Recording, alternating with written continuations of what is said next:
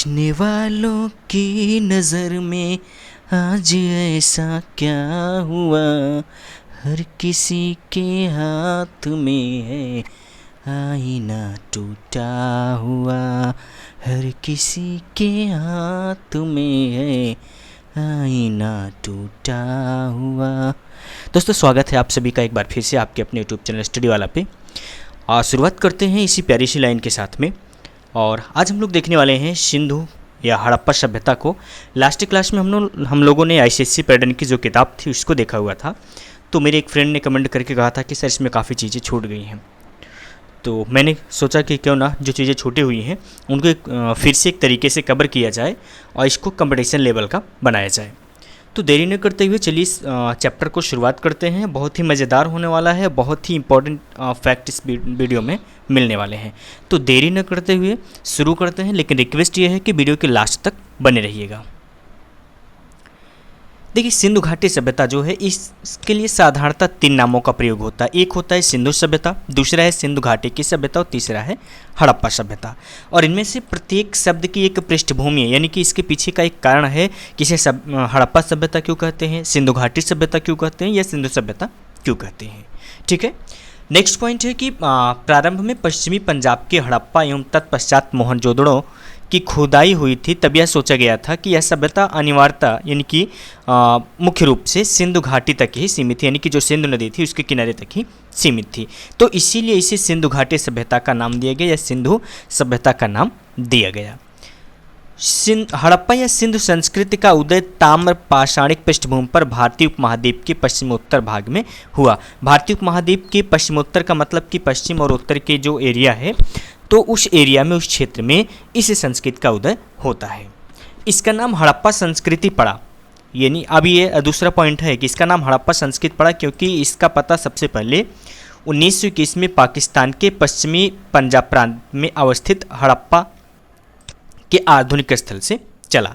यानी कि सबसे जो पहला स्थान खोजा गया इस सभ्यता का, वो 1921 में पाकिस्तान के पश्चिमी पंजाब प्रांत में हड़प्पा नामक स्थान पे खोजा गया। ये इंपॉर्टेंट पॉइंट है, ये आपसे पूछा जा सकता है, तो ये आप पॉइंट आउट कर लीजिए।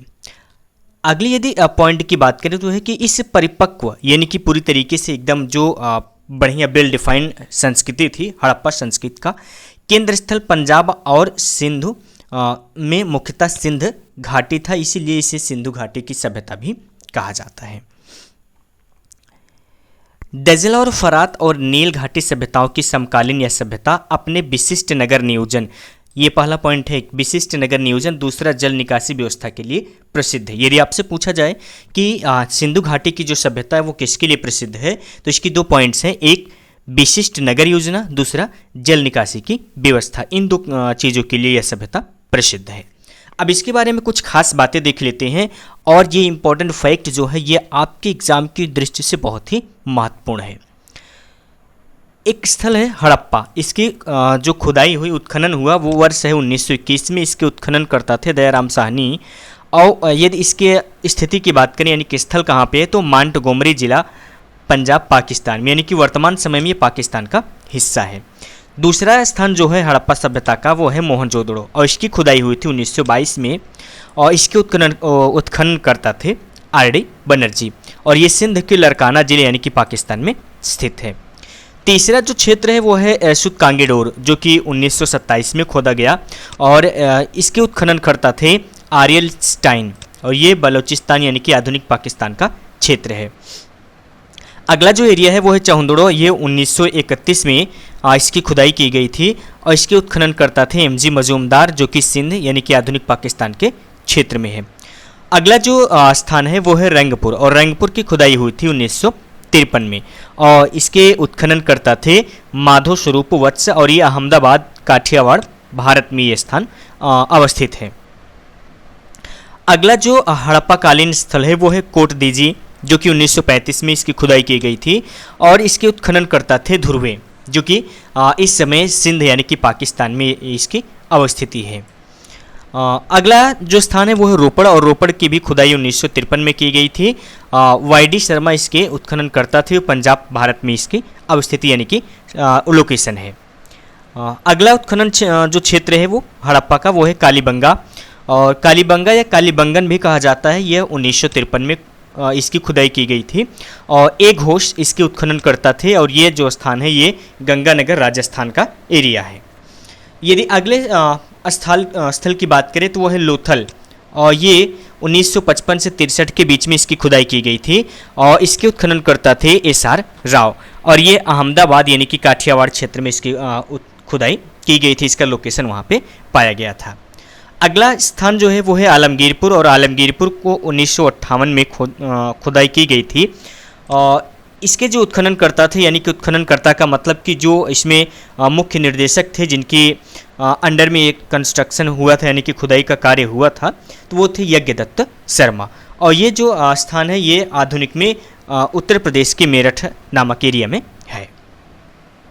अगला है सुतकोटदा या सुतकोटजी भी कहा जाता है। 1972 से 75 के बीच में इसकी खुदाई चली थी और ये जगपति जोशी इसके उत्खनन करता थे और ये कच्छ गुजरात एरिया में ये इसका लोकेशन है। इसके बाद है बनावली। बनावली 1973 में खुदाई इसकी की गई थी और RS बीस्ट इसके उत्खनन करता थे और ये हिसार यानी कि हरियाणा क्षेत्र में ये अवस्थित है। अगला जो है वो है धौलावीरा, और धौलावीरा 1990 से 91 के बीच में खुदाई इसकी की गई थी और इसके भी जो उत्खनन करता थे वो RS बीस्ट थे। ये कच्छ केरन यानी कि गुजरात के एरिया में इसकी अवस्थिति लोकेटेड थी, यानी कि वहाँ पे इस स्थान को खुदाई की गई थी। अगला जो हड़प्पा कालीन स्थल है वो है राखीगढ़ी। अब राखीगढ़ी के बारे में, इसके खुदाई के बारे में कोई सन ज्ञात नहीं है, लेकिन इसके जो उत्खनन करता थे वो रफ़ीक मुगल थे और ये क्षेत्र जो है ये हरियाणा में पड़ता है। इसके बाद अगला जो क्षेत्र है वो है दैमाबाद, और दैमाबाद की खुदाई की गई थी 1974 से 1979 के बीच में। ये अहमदनगर महाराष्ट्र के बीच में ये पड़ता है। अगला जो स्थान है वो है देसलपुर, और देसलपुर 1963 से 64 के बीच में इसकी खुदाई की गई थी और ये गुजरात के कच्छ वाले एरिया में इसकी लोकेशन स्थिति है। आई होप कि ये जितने भी 16 जो महत्वपूर्ण नाम दिए गए ये आपके एग्ज़ाम के पॉइंट ऑफ व्यू से बहुत ही महत्वपूर्ण है और इसे आपने नोट डाउन कर लिया होगा। यदि आपने नोट डाउन नहीं किया है तो आप इसका स्क्रीनशॉट ले सकते हैं, यहाँ से आप स्क्रीनशॉट इसका ले लीजिए। चलिए बढ़ते हैं आगे। नेक्स्ट पॉइंट है कि सन 1921 में भारतीय पुरातत्व सर्वेक्षण विभाग के महानिदेशक, याद रखिएगा महानिदेशक सर जॉन मार्शल के निर्देश में राय बहादुर दयाराम साहनी ने पंजाब यानी कि वर्तमान के पाकिस्तान के मांटगोमरी जिले में रावी नदी के तट पर स्थित हड़प्पा का अन्वेषण किया। अन्वेषण का मतलब कि पहचान उसकी की और उसके बाद में इसके खुदाई का कार्य शुरू किया। जॉन मार्शल ने सर्वप्रथम इसे सिंधु सभ्यता का नाम दिया, चूंकि ये जो एरिया था सिंधु घाटी के आसपास में पाया गया था, तो इसीलिए इसका नाम जो दिया गया वो सिंधु सभ्यता दिया गया। इस सभ्यता में अब तक 350 से अधिक स्थल प्रकाश में आ चुके हैं। याद रखिएगा कि 350 से अधिक स्थल प्रकाश में आ चुके हैं और जो इसका अधिकांश स्थल है वो लगभग 200 माने कि अलग अलग जो लोकेशन पाई गई हैं, जो क्षेत्र पाए गए हैं वो लगभग 200 के आसपास गुजरात में पाए गए हैं। विभाजन के पूर्व उत्खनित अधिकांश स्थल विभाजन के उपरांत 1947 पाकिस्तान में चले गए, यानी कि जब भारत पाकिस्तान का विभाजन नहीं हुआ था, बंटवारा नहीं हुआ था, तो उसके पहले में जो उत्खनन किए गए थे, यानी कि जिन क्षेत्रों की खुदाई की गई थी, जब 1947 में भारत पाकिस्तान का विभाजन हुआ तो ये अधिकांश क्षेत्र उसमें से जो पाकिस्तान के एरिया में चले गए।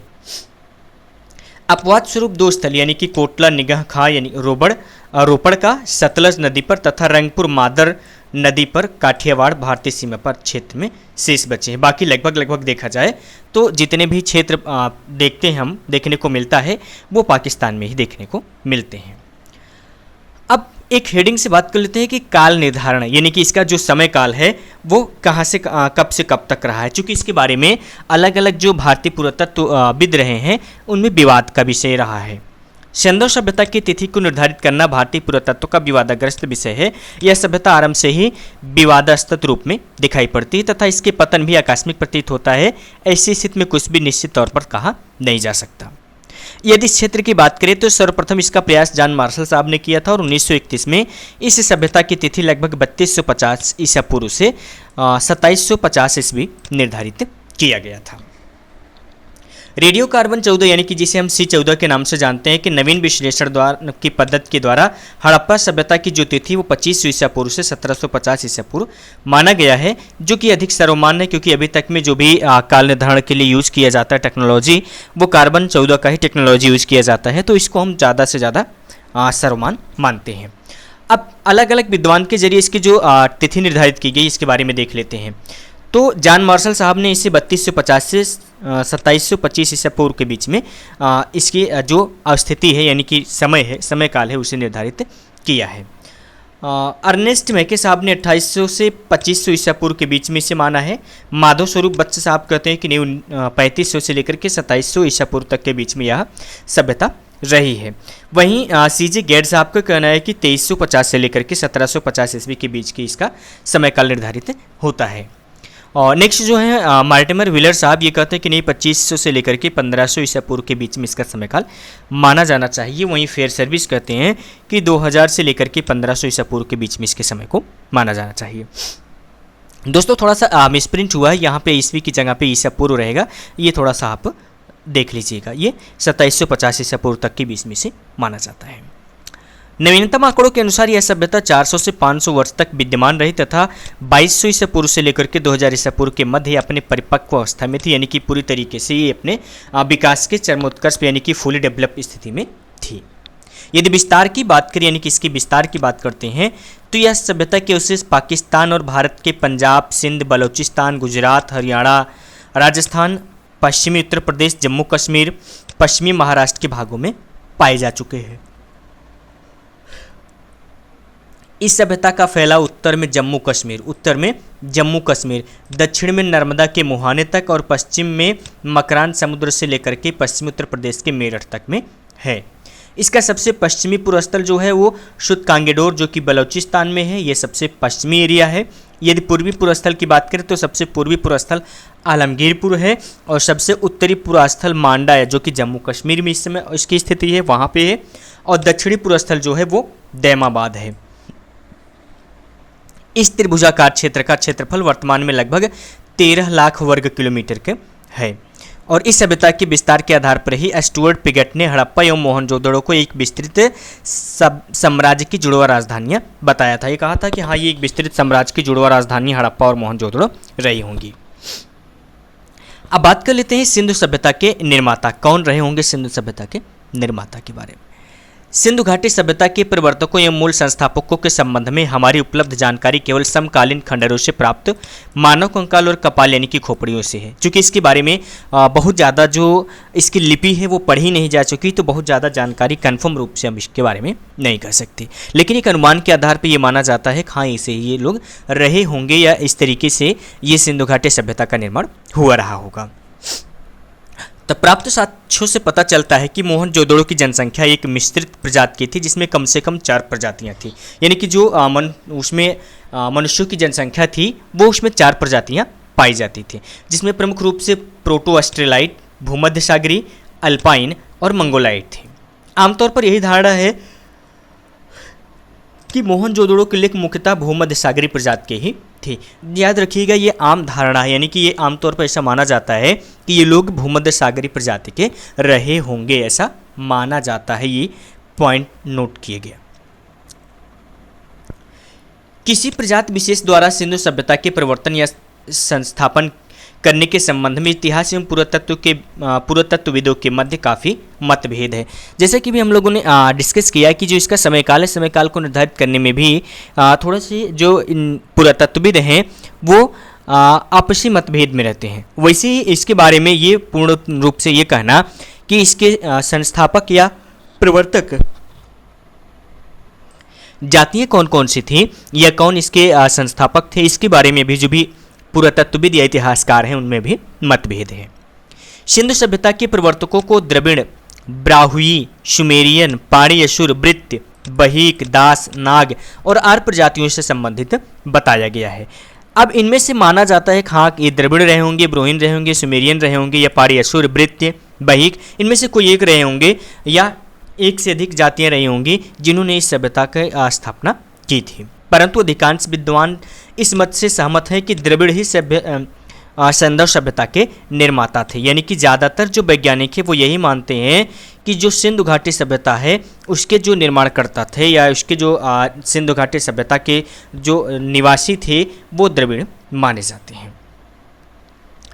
अब इसमें कुछ विद्वान हैं जैसे डॉक्टर लक्ष्मण स्वरूप हैं, ये कहते हैं कि सिंधु सभ्यता के निर्माता आर्य थे और इसके साथ में इनका रामचंद्र जी हैं जो दूसरे विद्वान हैं वो भी कहते हैं कि हाँ सिंधु सभ्यता के निर्माणकर्ता आर्य थे।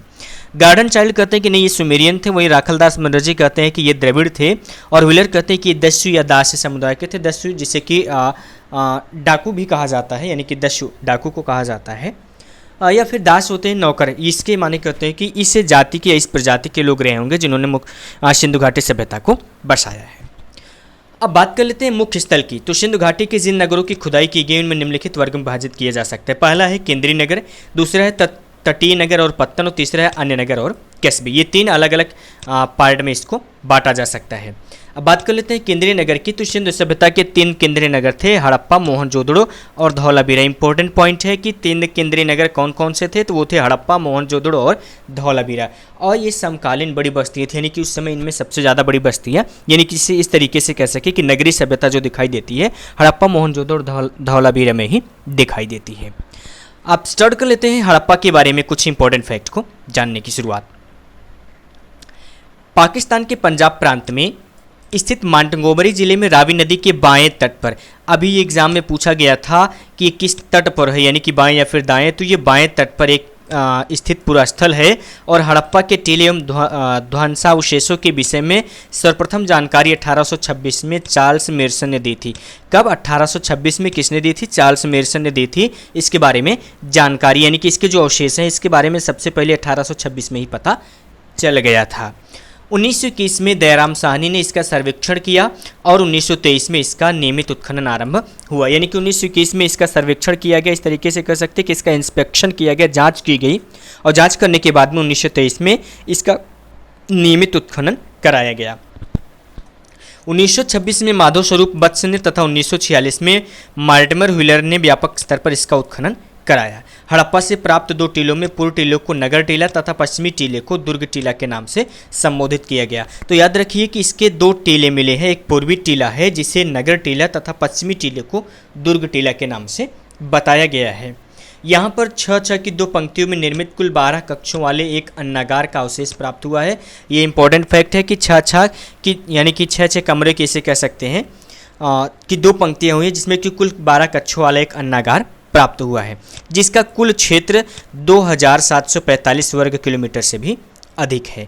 हड़प्पा के सामान्य आवास क्षेत्र में दक्षिण में एक ऐसा कब्रिस्तान स्थित है जिसे समाधि R37 नाम दिया गया है। समाधि R37 इंपॉर्टेंट है, आपसे पूछा जा सकता है कि समाधि R37 ये कब्रिस्तान कहाँ पे या किस सभ्यता में पाया गया है। तो ये हड़प्पा सभ्यता का है और ये कब्रिस्तान है, क्या है? ये कब्रिस्तान का एरिया है और हड़प्पा सभ्यता में ये पाया गया है। ठीक है, अब आगे बढ़ते हैं। हड़प्पा के किले के बाहर कुछ ऐसे भवन हैं जिनकी पहचान कर्मचारियों के आवास, दस्तकारी के मंच और 275 वर्ग मीटर में फैले अन्नागार से की गई। यानी कि जो हड़प्पा का किला है उसके बाहर में कुछ ऐसे भवन यानी कि मकान बने हुए थे जिनकी पहचान की गई थी कि ये कर्मचारी जो रहे होंगे उनके आवास रहे होंगे, या फिर दस्तकारी का मतलब होता है कि जो इसमें सामान बनाए जाते थे उसका मंच, यानी कि एक बाजार के रूप में लगता होगा। और लगभग 275 वर्ग मीटर में फैला इसमें अन्नागार, यानी कि जिसे हम कह सकते हैं कि गोदाम कहा गया है। ऐसा माना जाता है कि इसमें गोदाम रहा होगा या अनाज वहाँ पे स्टोर करके रखा जाता होगा। सिंधु सभ्यता में अभिलेख युक्त मोहरें सर्वाधिक हड़प्पा से ही मिली हुई हैं। यानी कि अभिलेख युक्त, इसमें कुछ छपा हुआ हो या कोई अभिलेख दिया गया हो, कोई बातें लिखी गई हों, तो वो कहाँ पे पाया गया है? हड़प्पा में पाया गया है। हड़प्पा में 2 कमरों वाले बैरक भी हैं जो शायद मजदूरों के रहने के लिए थे। नगर की रक्षा के लिए पश्चिम की ओर स्थित दुर्ग टीले को व्हीलर ने माउंट एबी की संज्ञा दी है। माउंट एबी की संज्ञा दी है कहाँ पे? नगर की रक्षा के लिए पश्चिम की ओर स्थित दुर्ग या टीले को व्हीलर ने, किसने? व्हीलर साहब ने माउंट एबी नाम दिया है। इसके अतिरिक्त यहाँ से प्राप्त कुछ महत्वपूर्ण अवशेष: एक बर्तन पर बना मछुआरे का चित्र, शंख का बैल, स्त्री के गर्भ से निकलता हुआ पौधा जिसे उर्वरता की देवी माना गया है, पीतल का एक इक्का, ईंट के वृत्ताकार चबूतरे, गेहूं जौ के दाने के अवशेष मिले हैं। ये तो कुछ जानकारी रही हड़प्पा सभ्यता की, जिसमें हम लोगों ने प्रमुख रूप से देखा कि सिंधु घाटी सभ्यता क्या है, इसका विस्तार कैसे हुआ, इसके निर्माता कौन थे। साथ ही साथ में हड़प्पा से जो कुछ इंपॉर्टेंट फैक्ट मिल सकते थे उसके बारे में हम लोगों ने यहाँ पे डिस्कस किया। आई होप ये जानकारी आपको अच्छी लगी होगी। नेक्स्ट वीडियो में हम लोग देखेंगे मोहनजोदड़ो के बारे में और अन्य जो भी प्रसिद्ध नगर हैं उन सभी के बारे में देखेंगे, जैसे चौंदड़ो हो गया, लोथल हो गया, बनावली हो गया, इन सभी के बारे में हम डिस्कस करेंगे। यदि वीडियो इन्फॉर्मेटिव लगा तो इसे लाइक कीजिएगा और यदि अभी तक आपने चैनल को सब्सक्राइब नहीं किए हुए तो प्लीज़ यार चैनल को सब्सक्राइब कर लीजिए, क्योंकि आधे से ज़्यादा लोग यानी कि 95% तक के लोग जो हैं वो सिर्फ वीडियो को देखते हैं, चैनल को सब्सक्राइब नहीं करते हैं। तो प्लीज़ यार चैनल को सब्सक्राइब कर लीजिए, आपका सब्सक्रिप्शन हमें मोटिवेशन देता है और आगे मेहनत करने का। जल्दी ही मिलते हैं अगली वीडियो में। अगली वीडियो की नोटिफिकेशन पाने के लिए बेल आइकन को ऑल पे सेलेक्ट कर लीजिएगा। मिलेंगे जल्दी ही, तब तक के लिए नमस्कार।